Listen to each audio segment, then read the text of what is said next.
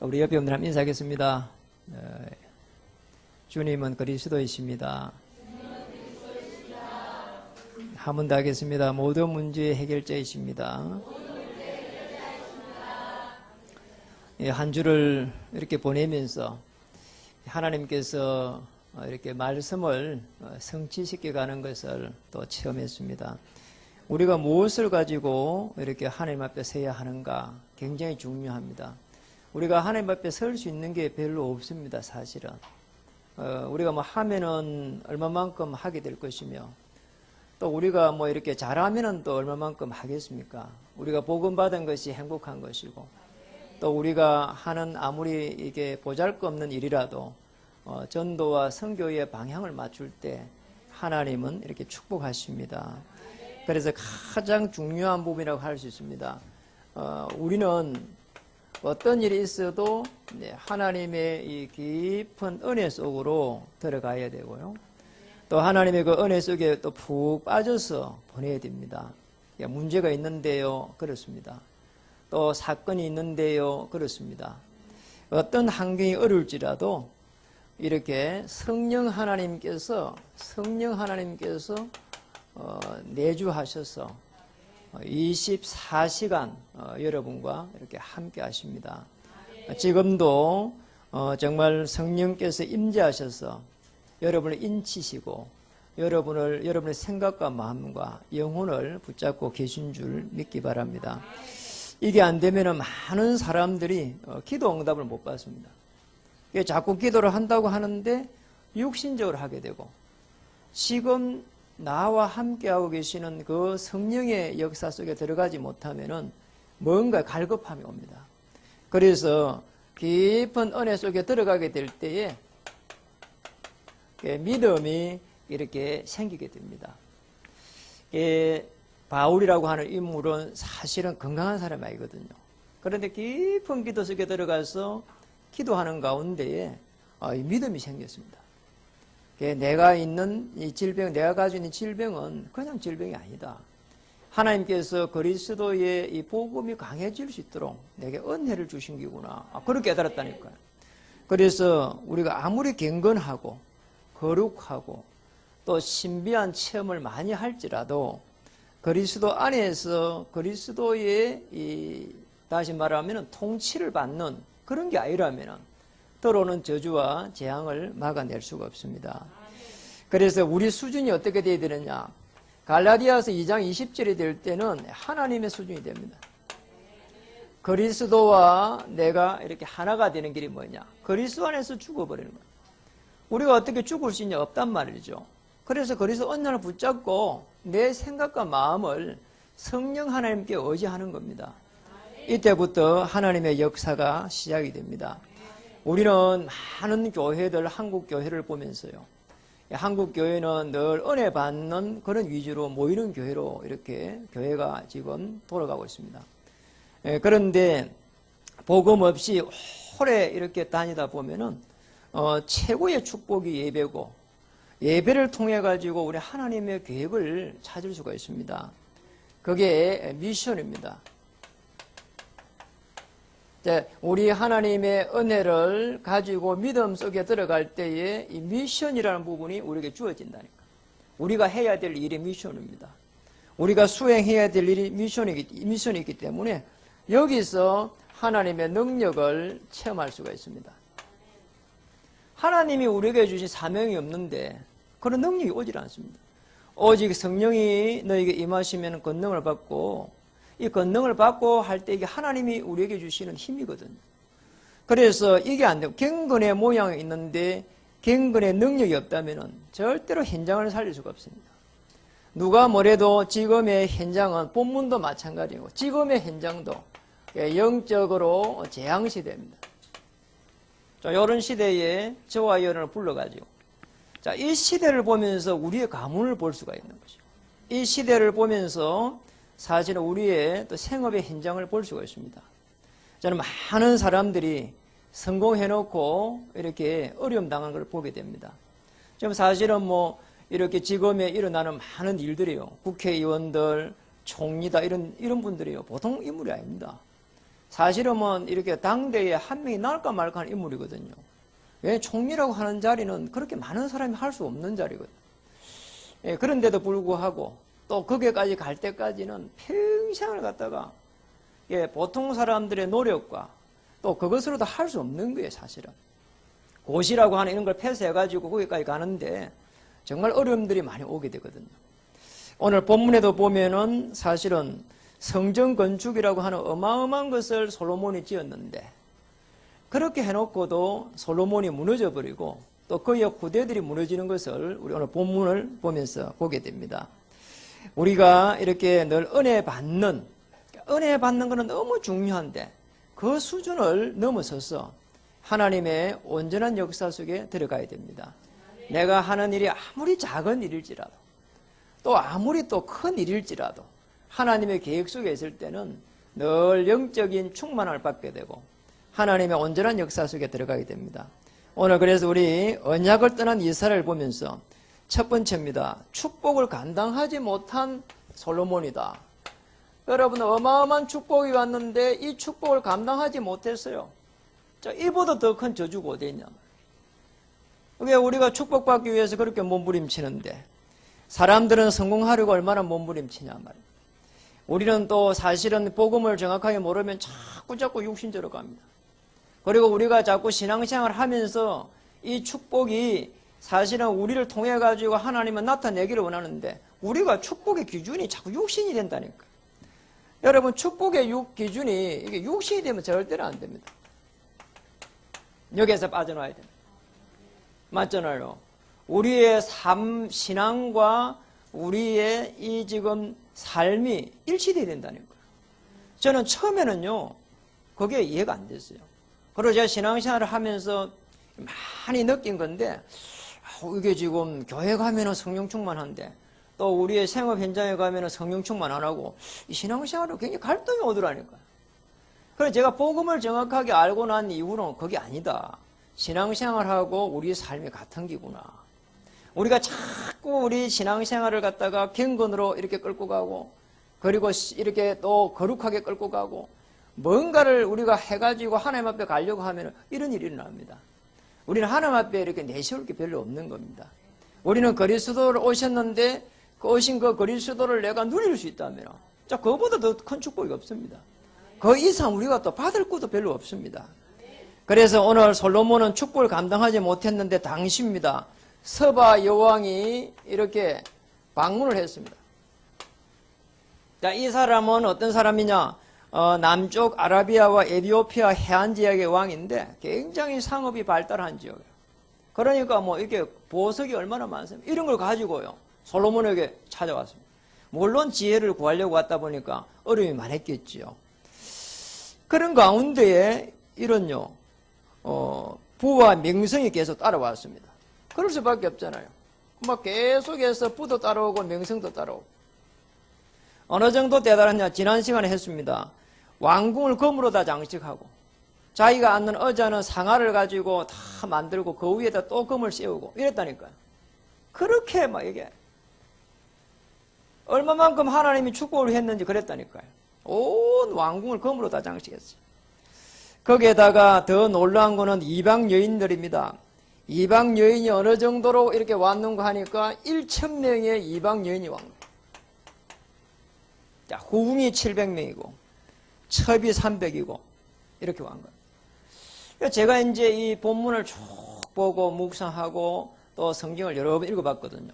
그러면서 이렇게 솔로몬이 이렇게 성전 건축이라는 것을 축복을 받아 했는데 어떻게 성전의 그 주인공 되는 메시아 그리스도의 복음을 이렇게 지금 후궁이다 또 첩이다 부인이다 이런데 전하지를 못했을까? 이런 생각이 드는 거 있잖아요. 그게 솔로몬의 현장이었거든요. 여러분 우리가 모든 사람들은 가지고 있는 이 현장이 있습니다. 솔로몬은 그 현장을 놓쳐버린 거예요. 만약 그렇게 되었으면 어떻게 됐을까? 이스라엘 나라가 이렇게 두동강 나는 것이 아니고 이스라엘이라고 하는 이 나라를 중심으로 하고 굉장한 강대한 나라가 되지 않았을까? 그런 생각이 드는 거 있잖아요. 저는 그렇게 보거든요. 이게 이 복음을 가지고 사람들을 살려갔으면 끊임없이 이런 일들이 일어났을 것인데 그렇지 못했습니다. 그래서 성공한 후에 현장을 살려내지 못했어요. 우리도 마찬가지입니다. 12가지 현장이 있습니다. 그래서 우리의 현장 한번 보세요. 창세기 3장 5절에 보면은 하나님처럼 되려고 하는 개인의 현장이고, 창세기 6장 4절에서 5절에 보면은 가정이 무너지는 현장이고, 11장 1절에서 8절에 보면은 세상에 장악되어 있는 현장입니다. 우리 개인이 여기에 딱 장악되어 있다니까. 그러니까 우리가 뭐 잘 되는 것처럼 보이는데 바벨탑이라니까. 거기에다가 가정은 끊임없이 네피림 사단의 공격을 받는다니까. 끊임없이 우리 개인은 하나님처럼 되려고 하는 거야. 무서운 거라니까. 솔로몬이 이만큼 축복받았으면 됐지. 뭐가 그렇게 부족해가지고 말이에요. 이 언약을 말이에요. 이게 누리지 못했을까. 더 중요한 거는 창세기 사도행전 13장, 16장, 19장에 있는 문화입니다. 똑같이 이 문화가요. 아니 무속이라고 하는 이 무속이 하나가 총독을 딱 잡고 있었다니까요. 자, 우리나라에 이게 대통령을 잡고 있는 그런 무속이 있었다니까요.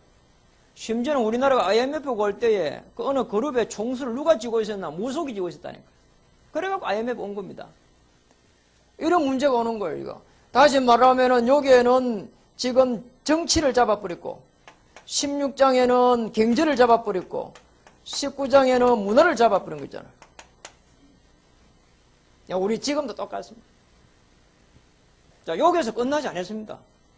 이 속에서 살아가는 우리 후대입니다. 불신자 6가지의 상태에서 그대로 사단의 종노를 하면서 끊임없이 육신적으로 잘 되기 위해서 몸부림친다니까요. 아니면은 복음을 모르는 상태에서 계속 교회를 가게 되면 그 타성에 젖어가지고 내가 뭔가를 해야 된다 이렇게 논다니까요. 뭔가 경건해야 된다. 뭔가 거룩해야 되고 뭔가 우리는 열심히 해야 되고 뭔가 우리 이렇게 바뀌어버린다니까요. 우리가 거기에 기준이 없습니다. 자꾸 나도 모르게 종교 행위를 들어갑니다. 그래서 예수님께서 마지막에 그렇게 물었습니다. 사람들이 나를 누구라 하느냐 말이에요. 그러니까 뭐 엘리야 같기도 하고 뭐 에레미야 같기도 하고 선지자 중에 하나라고 같기도 하고 자꾸 그렇게 나오잖아요. 그러니까 정확하게 그리스도를 모르니까 자꾸 우리는 헤매게 됩니다. 그래서 성공한 후에 현장을 살릴 수 있도록 우리에게 복음을 주셨는데 그 복음을 갖다가 누리지 못하니까 자꾸 사단이 공격해 들어온 겁니다. 그렇게 해가지고 이스라엘 나라는 분열이라고 하는 게 딱 남쪽하고 북쪽하고 두둥강이 난 겁니다. 놀라운 거는 하나님이 솔로몬을 버린 겁니다. 솔로몬이 하나님 버린 게 아니라니까요. 하나님이 솔로몬을 갖다가 버린 게 아닙니다. 솔로몬이 하나님을 버려버렸어요. 참 놀랍잖아요. 그러니까 하나님이 이제 진노를 딱 하기 시작합니다. 하나님은 사랑의 하나님인데 왜 하나님이 먼저 버리겠냐 말이에요. 솔로몬이 하나님 떠나버렸어요. 어떻게 떠났느냐? 계속 우상 숭배를 하면서 하나님은 솔로몬에게 경고까지 합니다. 그런데도 지금 솔로몬은 하나님을 떠나게 됩니다. 거기에서 일어난 사건이 여로보암의 반란입니다. 오늘 뭐가 있죠? 여로보암. 이 여로보암이라는 인물이요 신하의 아들인데 반란을 일으킨 겁니다. 그래서 우리는 열왕기상 11장 9절에 이렇게 볼 필요가 있습니다. 열왕기상 11장 9절에 보면은 이렇게 나와 있습니다. 솔로몬이 열왕기상 11장 9절 앞쪽에 보면은 솔로몬이 마음을 돌려 이스라엘의 하나님 여호와를 떠남으로 여호와께서 그에게 진노하시니라. 여호와께서 일찍이 2번이나 그에게 나타나시고 하나님이 솔로몬을 떠난 게 아니라니까요. 처음에는 우상을 숭배하니까 하나님이 경고를 했다니까요. 우상 숭배하지 말아라. 그러면서 했는데 솔로몬이 뭐라고요? 마음을 돌렸다. 솔로몬이 마음을 돌려 이스라엘의 하나님 여호와를 떠남으로 오늘 성전 건축의 주인공 메시아 그리스도를 딱 붙잡고 있어야 되는데 그거 놓치고 나니까 자꾸 우상을 숭배했다니까요. 참 이상을. 성전을 그렇게 아름답게 지어놓고 거기 가서 기도하면 되는데 왜 계속 해갖고 산당을 짓고 이렇게 또 뭐 이렇게 이방 여인들의 신들을 갖다가 이렇게 짓게 하고 그래 했냔 말이에요. 여러분 우리는 여기에서 참 감사하게도 하나님이 왜 우리를 축복하실까? 그 축복의 이유를 찾아야 됩니다. 여러분, 우리는 왜 축복의 이유를 찾지 못하면 자꾸 이런 분열이 일어난다는 거예요. 자꾸 분열이 돼요. 축복의 이유를 찾아야 된다. 하나님이 우리를 축복할 수밖에 없는 이유가 있습니다. 우리가 뭐 잘나가지고 이렇게 축복받는 게 아닙니다. 우리가 교회에서 오늘 오가지고 예배를 드리니까 축복받는 게 아닙니다. 우리가 우리의 문제를 해결할 그리스도를 보내주셨는데 그 그리스도를 말미암아 가지고 내가 자유함을 이루는 겁니다. 그리고 내가 거기서 늘 답을 찾아가지고 정말 행복한 사람이 되는 겁니다. 그러기 위해서 우리를 부른 것이지 저주를 주고 재앙을 주고 나라를 갖다가 이렇게 어렵게 하기 위해서 우리를 부른 게 아닙니다. 오늘 그걸 알아야 됩니다. 그래가지고 오늘 분열이 일어나니까 오늘 이제 선지자가 이야기합니다. 열왕기상 11장 31절에 보면은 다시 한번 보겠습니다. 열왕기상 11장 31절에 이제 아히야라고 하는 선지자가 이제 하나님의 말씀을 받아가 이렇게 말합니다. 여로보암에게 이르되 너는 10조각을 가지라. 이스라엘의 하나님 여호와의 말씀이 내가 이 나라를 솔로몬의 손에서 찢어 빼앗아 10지파를 내게 주고. 참 이상해. 10지파는 북쪽 이스라엘을 이렇게 여로보암에게 주고 32절 읽어보면은 오직 내 종 다윗을 위하고 이스라엘 모든 지파 중에서 택한 성읍 예루살렘을 위하여 한 지파를 솔로몬에게 주리니. 솔로몬이 범죄한 것 때문에 이 지금 솔로몬의 아들에게는 한 지파만 주는 거예요. 그러니까 원래 12지파인데 한 지파가 빠졌는데 그건 레위 지파입니다. 레위 지파는 주고 안 주고 하는 게 아니기 때문에 그래서 지금 한 지파만 솔로몬 아들에게 준다 이 말이죠. 그거마저도 다윗 때문에 준다는 거예요. 참 이런 비참함이 왔다니까. 그래 그대로 지금 일어난 사건이 우리 오늘 14장에서 보고 있습니다. 그렇게 해서 오늘 솔로몬의 이제 아들이 보면은 거기에 열왕기상 14장 오늘 21절로부터 해가지고 이제 솔로몬 왕 르호보암에 대해서 놓고 있습니다. 자, 그 이름이 조금 어려운데 비슷한데 르호보암입니다. 르호보암 이름이 비슷합니다. 그러니까 여로보암은 북이스라엘 쪽이고 르호보암이에요. 르가 아니고 르호입니다. 르호보암은 남유다 쪽입니다. 유대 쪽이라고 할 수 있는.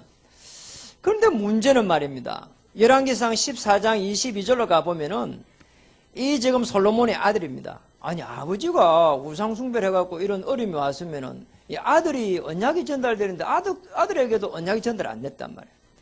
그러니까 유다가 여호와 보시기에 22절에 보니까 악을 행하되 그의 조상들이 행한 모든 일보다 뛰어나게 하여 그 범한 죄로 여호와를 노엽게 하였으니.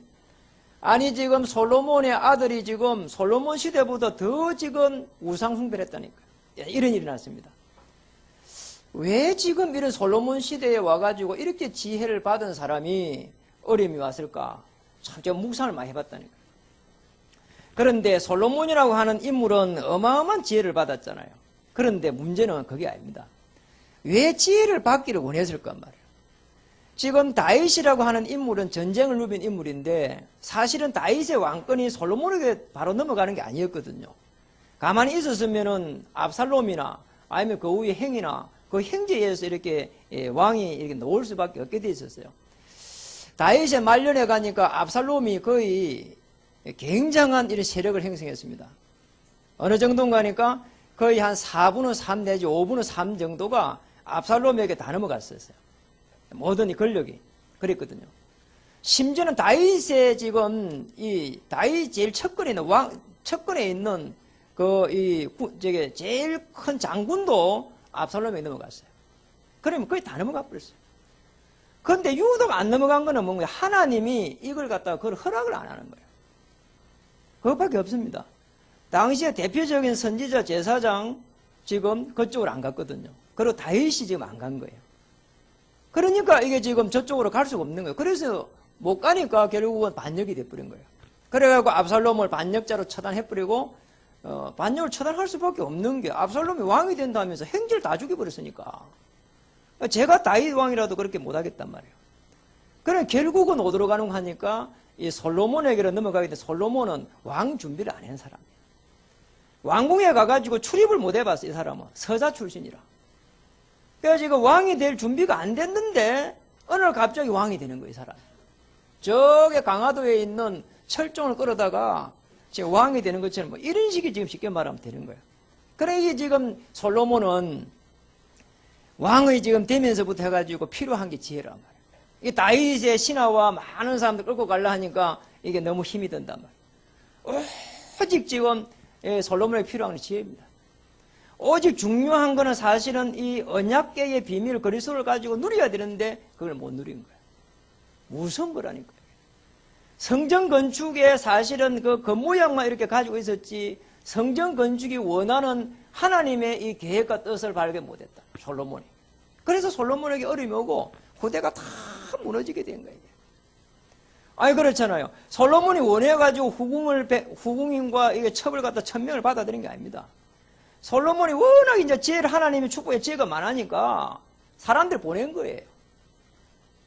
왜냐니까 사람들이 계속 너무 좋으니까 이렇게 그냥 딸을 준 겁니다. 그렇게 해가지고 그 건동에 있는 모든 지금 다 이 솔로몬의 첫째 왕비가 지금 애굽이라니까요. 이렇게 해가지고 다 왕 겁니다. 이렇게 축복을 받았는데 사실은 복음을 전하려고 하는 게 없었단 말이에요. 복음을 다 솔로몬이 누리지도 못했고 전해지도 못했고. 그래서 솔로몬 시대가 이렇게 끝이 나면서 오히려 저주와 재앙이 오게 되고 다윗의 손자라고 할 수 있는 오늘 르호보암에게는 큰 문제가 들이닥치고 여러분 오늘 북이스라엘을 보면서요. 지금 북이스라엘과 남유다에 이제 재앙이 덮치기 시작합니다. 자, 북이스라엘에는 오늘 보면은 왕의 아들이 죽는 일이 일어났습니다. 하나님의 아들을 갖다가 선지를 통해서 죽여버리는 거야. 우상숭배하니까. 이 신하가 지금 신하의 아들이 왕위를 받았는데 정말 여기에서 복음을 받아가지고 하나님의 축복 속에 들어가가지고 이 지금 성전 건축의 의미를 깨닫고 정말 복음을 누리고 50 메시아를 이렇게 가지고 이렇게 살았으면은 그래서 축복을 받을 수 있는데 이게 지금 반역을 한 거란 말 쉽게 말하면 여로보암도. 그런데 그런 가운데서도 사실은 그걸 못했거든요. 자꾸 문제가 일어나는 거예요. 더 놀라운 건 오늘 유다 왕 솔로몬의 아들 르호보암은 어떤 일이 났는가? 르호보암은 보니까 오늘 열왕기상 14장에 보니까 이런 일이 일어났습니다. 26절에 보면은 여호와의 성전의 보물과 왕궁의 보물을 모두 빼앗고 또 솔로몬이 만든 금방패를 다 빼앗는지라. 누가 그랬냐? 애굽이 그랬습니다. 애굽에서 쳐들어가지고 다 빼앗아 버린 거예요. 여호와의 성전을 보물 다 가져가 버리고 왕궁의 보물 다 가져가 버려. 이런 일이 일어났다니까요. 그리고 그 정도가 아닙니다. 거기 위에 조금 위에 보면 열왕기상 14장 24절에 보면은 그 땅에 뭡니까? 또 남색하는 자가 있었고 이 지금 남자가 남자를 사랑하는 거 아닙니까? 이게 막 이렇게 막 소돔 고모라처럼 이렇게 변해가기 시작했습니다. 우리도 마찬가지입니다. 우리에게 오는 현장의 재앙을 막아야 됩니다. 여러분 우리에게 오는 현장에 끊임없이 재앙이 온다니까요. 그리스도를 우리는 왜 선포해야 되는가? 우리는 왜 그리스도 아는 사람을 계속 세워야 되는가? 여러분 우리 이 땅의 문제가 교회가 이렇게 작아서 문제가 온 게 아닙니다. 교회가 어마어마하게 큰데 그리스도를 아는 사람을 세워서 파송해야 되는데 모이는 교회만 했단 말이죠. 흩어지는 교회로 파송하는 교회를 세워야 되는데 그리 안 한 겁니다. 여러분 우리 이 시대에 주어진 많은 부분들을 보면서요. 우리는 어떻게 해갖고 재앙을 막아야 되겠는지 우리는 오늘 예배드리고 내가 기뻐하고 즐거워 행복하는 우리 그런 수준을 넘어서야 됩니다. 부활하신 주님이 주신 마지막 우리는 미션이 있습니다. 그게 사복음서에 나타나고 있는데 우리 마태복음을 잘 보면은 그렇습니다. 부활하신 주님이 마지막에 모든 족속으로 뭐라고요? 제자를 삼아라. 그랬거든요. 부활하신 주님이 마지막에 한 말이에요. 우리 공생애에 주님께서 하신 말씀을 우리는 잘 알고 핵심입니다. 그렇게 많은 성경에 마태복음의 핵심이 저거라니까요. 모든 족속을 제자를 삼으라는 거예요. 그때에 내가 너희와 영원히 함께 하겠다. 함께 하는 방법이 있는데 모든 족속으로 제자를 삼아라. 그래서 우리의 후대를 제자로 삼아야 되고 우리의 현장에 생업 현장에 있는 직원들을 제자로 삼아야 되고 우리의 동료를 갖다가 제자를 삼아야 되고, 제자를 삼아야 됩니다. 교회에 많은 성도 있지만은 사실은 이 성도 중에서도 만에 정말 그리스도 모르면은 또 복음을 줘야 됩니다. 그리고 마가복음의 핵심에는 마가복음 16장 15절에 20절에 뱀을 집으며 무슨 독을 마실지라도 해를 받지 않게 될 것이다. 손을 얹은 적 낫게 될 것이다. 뭡니까? 쉬웁니다. 그리스도 아니면 영적 문제 해결할 수 없습니다. 그렇잖아요. 구약의 선지자, 제사장, 왕을 세웠다니까요. 왕이 있잖아요. 그런데 왜 만왕의 왕이 또 오셔야 되는가? 눈에 보이지 않는 이 사단의 세력, 흑암 세력, 저주의 세력, 재앙의 세력을 꺾을 수가 없는 거예요. 그래서 왕 대신 그리스도 오셔야 됩니다. 오늘 왕 대신 그리스도로 하여 우리에게 들어오는 이 눈에 보이지 않는 사단의 건설을 꺾을 수 있다. 그리고 여러분 그리스도 이름으로 한번 결박시켜 보세요. 분명합니다. 그리고 요한복음 16장 15절에 20절에 보면은 내 어린 양을 뭐라고 했죠? 내 어린 양을 먹이라는 거예요. 3번이나. 우리의 후대를 왜 살려야 되는가? 후대를 살리지 않으면 우리 그게 기업입니다. 우리의 후대가 기업이라니까요. 여러분 아무리 성공해도요, 후대가 이렇게 무너져 버리면은요, 끝입니다. 사실은. 나이가 들어가지고 이 동네에 가가지고 이 어른들이요 자랑할 게 뭐 하냐? 자랑할 게 없어요. 그렇잖아요. 뭐 자랑하겠어요? 근데 전부 다 자랑하는 게 우리 아들 어쩌고 손자 어떠고 그 자랑합니다. 그게 우리의 기업이라니까요. 참 그래요. 그러니까 여러분이 잘 돼야 될 이유가 그겁니다. 어머니들, 여기 아버지, 할아버지, 할머니들이 이제 아들, 손자, 손녀 자랑하는 거. 그것밖에 없다니까요. 그러니까 우리는 사실은 그게 아니거든. 우리는 왜 성공해야 되는가? 우리는 복음을 전하고 또 하나님의 나라를 갖다가 전하기 위해서 우리는 그래서 성공해야 되고, 우리 후대들은 왜 성공해야 되느냐? 여러분 맞잖아요. 우리 후대들이 성공해야 사실은 우리의 인생이 성공한 겁니다. 우리가 그렇게 펜션을 갖다가 벌어가지고 자녀들 훈련시키고 양육하고 했는데 자녀들이 전부 다 등을 돌려버리면 그건 아니잖아요. 그렇잖아요. 그러니까 우리 후대들이 정말로 이렇게 어려운 과정에서도 부모를 위하고, 왜냐? 복음 때문에. 그러니까 세대 차이가 많이 나는데 후대들이 우리 부모를 봐줘야 될 이유가요. 세대 차이 나는데 안 맞대로면 안 되거든요. 부모들은 쇠 빠지게 그렇게 해가지고 후대를 키운 겁니다. 그래서 쇠가 빠지면 안 되겠지만, 그래서 했는데 우리가 만약에 말이에요, 부모를 갖다가 이렇게 이러면 안 되잖아요. 그러니까 우리는 왜 복음 때문에 우리는 부모들을 존중해야 되고 또 존경해야 됩니다. 그리고 누가복음에 보면은 엠마로 가는 제자들이 나옵니다. 누가복음 24장 13절에 35절에 보면은, 그런데 거기에 보면 35절에 보면은 이런 말이 나옵니다.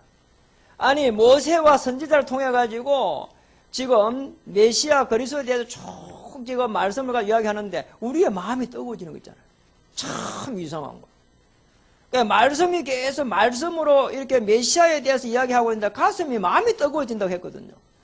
여러분 누가복음의 이 핵심이 말씀입니다. 많은 사람들이 방향을 잃어버리고 있는데 이 말씀을 가지고 하나님의 역사를 이루어가야 됩니다. 그래서 너희의 어린이들은 예언하게 될 것이고 젊은이들은 환상을 보게 될 것이고 늙은이들은 꿈을 꾸게 되리라. 말씀입니다. 우리에게 말씀을 하나님 주시는데 언약 안에서 말씀을 잘 붙잡고 기도할 때 말씀이 살았고 운동력이 있어. 홍과 영과 골수를 쪼개고도 남으면이라. 틀림없습니다. 말씀을 마치겠습니다. 오늘 우리는요, 언약을 떠난 이스라엘을 보면서 후대들이 다 죽어버렸습니다. 그래서 후대들은 어떻게 하면 성공자의 삶 속에 들어가게 되겠는가? 맞잖아요. 우리 후대들이 성공자의 삶이 되어야 된다는 거. 제일 중요한 부분입니다. 그래서 우리 후대들은 누가 뭐라 해도 뭐 해야 되느냐? 렘넌트의 축복을 받아라. 렘넌트는 이사야 6장 13절에 흩어진 자입니다. 복음을 가지고 있는 거루터기입니다. 그리고 복음을 가지고 있는 남아있는 자입니다. 그리고 복음을 가지고 전달할 자입니다. 그리고 복음을 가지고 현장을 변화시킬 남을 자입니다. 자, 이 축복이 렘넌트입니다. 이 축복을 찾아야 됩니다. 그래서 오늘 가장 중요한 겁니다. 우리 후대들은 좋은 규모를 발견해야 됩니다. 이것보다 더 중요한 게 없어요. 나는 어떠냐? 영적인 서밋이다. 나는 지적으로도 서밋이다. 삶에도 서밋이다. 왜냐? 미래를 살려야 되니까. 자, 우리 후대들 이렇게 준비되어야 됩니다. 자, 우리 후대들이 뭐 결혼을 하는데 뭐 좋은 집을 가야 되고 뭐 큰 차를 우리 자녀 잘못 키운 겁니다. 정말이잖아요. 저는 우리 자녀들의 유산이 없다고 했다니까요. 유일한 유산이 뭐죠? 복음. 자, 이것만 가지고 누리고 스스로 성공해라. 충분합니다. 왜냐? 복음 없는 저도 그랬는데요. 복음 있는 후대들이 뭐 금방 할 수 있습니다. 그리고 더 중요한 거는 세상에 복음을 전해야 되니까 세상에서도 규모를 갖춰라. 서밋, 유일성에 도전해라. 그리고 서밋에 도전해라. 그리고 더 중요한 최종적으로 전도 제자에 도전해라. 여러분 이겁니다. 세상에서 서밋이 돼야 되는데 결국은 뭐냐? 왜 유일성의 축복을 받아야 되느냐? 왜 10%에 들어가야 되느냐? 왜 1%에 들어가야 되느냐? 전도하기 위해서. 솔로몬이 그걸 놓친 겁니다. 솔로몬이 쉽게 말하면 1%가 아니라 0.0001%에 들어간 사람인데 그렇잖아요. 왕이 됐으니까. 그런데 전도 제자가 안 된 겁니다. 우리 옆에 분들 인사 한번 하겠습니다. 전도 제자 축복을 누립시다. 그리고 분명히 우리 후대에 가는 데는 세 가지의 현장이 있습니다. 묵상의 현장이 있어야 되고, 그 다음에 중요한 또 만남의 현장이 있고, 그렇죠. 또 그 다음에는 전도의 현장이 있습니다. 요게 계속해서 연결돼 가는데 이 세 현장에서 승리할 수 있어야 됩니다. 여러분 우리 현장에 말이요 늘 이렇게 문제가 옵니다. 우리 후대들이요 늘 묵상할 수 있어야 된다니까. 말씀을 잘 묵상해야 되고 그 속에서 문제와 사건 오는데 그 속에서 만남의 축복을 누려야 되고 그리고 더 중요한 그 속에서 전도의 비밀을 가지고 이것 때문에 이런 문제들이 일어났구나. 그렇게 깨달아야 됩니다. 큰 하나님의 역사가 시작될 줄 믿습니다. 오늘 솔로몬 이후에 이렇게 분열이 일어나고 또 북이스라엘 남유다의 저주와 재앙이 내린 걸 보면서 오늘 언약 대신 그리스도 안에서 오늘 여러분의 삶이 다시 한번 크게 변화되는 전도자의 삶이 실천되는 또 말씀 성취의 주역이 되는 우리 후대들은 영적 규모가 되는 또 세상에서 또 기능의 서밋이 되는 그래서 전도제자의 축복을 누려갈 수 있도록 저와 여러분 또 기도했으면 좋겠습니다. 기도하겠습니다. 큰 축복이 왔는데 감당하지 못했습니다. 그래서 솔로몬 이후에 현장이 다 죽어버렸습니다. 오늘 똑같은 현장 속에서 공생해 주신 주님의 말씀을 따라 미션을 수행할 수 있도록 제자를 세우며 치유하며 후대를 살리며 말씀으로 인도받는 성공자의 삶이 되게 하실 때에 정말로 중요한 영적 규모를 갖추고 또 기능의 규모를 갖추어서 전도 제자의 축복을 누려갈 수 있도록 우리 후대들의 생애를 다시 한번 주장해 주옵소서. 거신 하나님의 계획을 따라서 우리 후대들은 세계복음화의 주역이 되게 하시고 한 시대를 살려갈 수 있도록 남은 생애를 인도해 주시옵소서. 예수님의 이름으로 감사하며 간절히 기도드리옵나이다. 물이 바다 덮은 같이